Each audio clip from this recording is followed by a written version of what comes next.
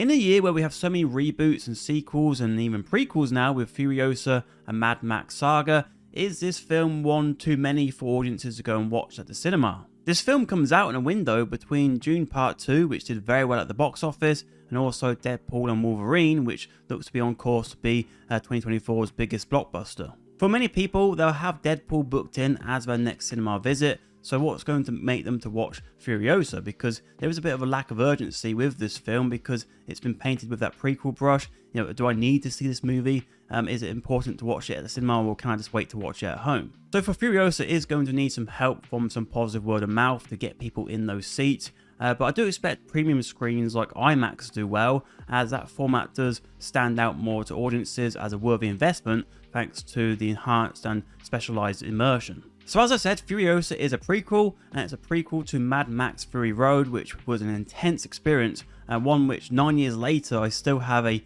clear memory of how energized I felt leaving the cinema. With Furiosa, there's a lighter feeling this time. It doesn't have that novelty of the previous film, but it does use its time well to show the motions of war and cement the locations of the wasteland in your mind. And with locations like the Citadel, Gas Town and Bullet Farm, it did make me think, like, if there isn't a Mad Max Battle Royale game out there, what are they doing? Like, the world and the iconic feel of the films is literally right there to be utilized. Since Mad Max Fury Road's release, I've seen some people say they don't get the hype when they get around to watching it at home, but I respond to them by saying, like, I'm not surprised, because it's highly unlikely you have a big enough screen and, more importantly, the sound system to let the film reach its full potential when you do watch it at home. These films, more than many others, benefit hugely from that cinema experience because of that outstanding action and that incredible sound. And it's even one where I'd even be tempted to watch it in 4DX, because this feels like the sort of film which was made for that format. After the release of The Fall Guy a few weeks ago, where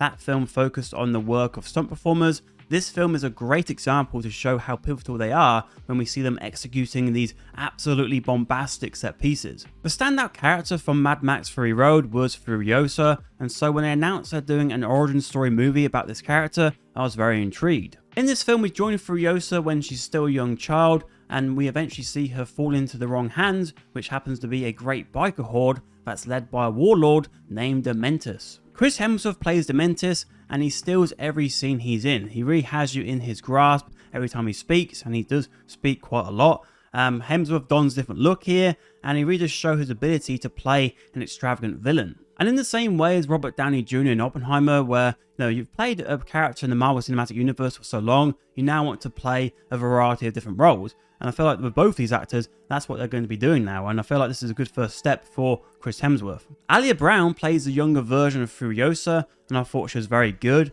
And it's actually surprising how long she does play the role in the film, because she's in there for quite some time before Anya Taylor-Joy takes over the reins. When we eventually transition to Anya Taylor-Joy's Furiosa, it's very seamless. You might not even notice when it happens, and Anya Taylor-Joy also plays Furiosa very well and has her own style to the role, and she only speaks 30 lines of dialogue throughout the whole film.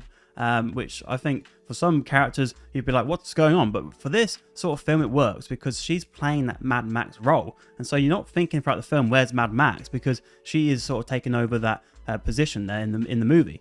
However, when it comes to joining these two films together with Furiosa and Fury Road, Anya Taylor-Joy's direction with this character compared to Charlize Theron's one in Fury Road are very different, and so it's going to make you feel like they're not exactly the same character. But that's not maybe a massive issue unless you're watching them back to back. As we've seen in other franchises, when doing a prequel movie, they would make a massive deal about certain developments of the titular character and their appearance, but here, the story is told and Furiosa just so happens to be involved within it.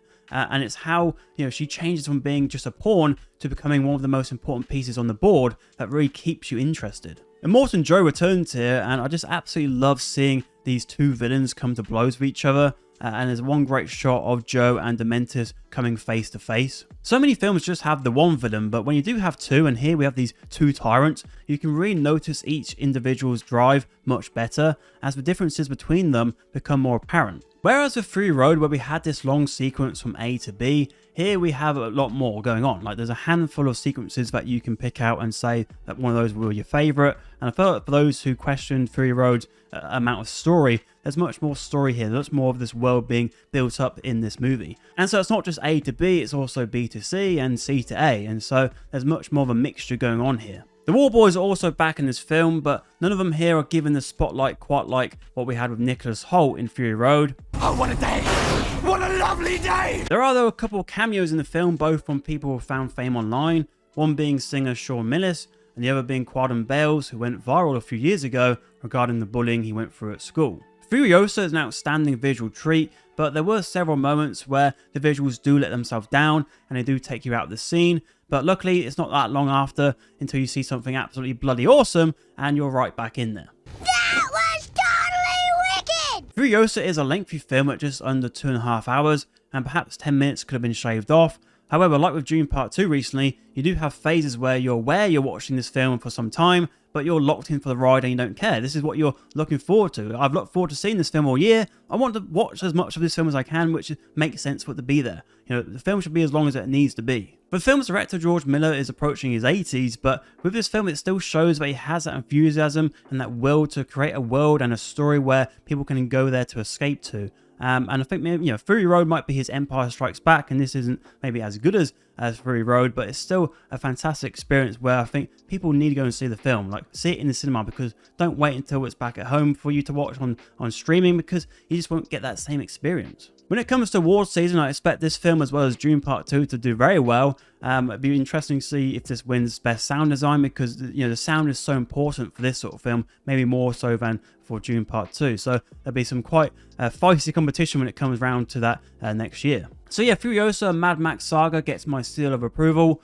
Hopefully people do care enough about it to go and see it while it is in the cinemas, and hopefully as well the box office does reflect that.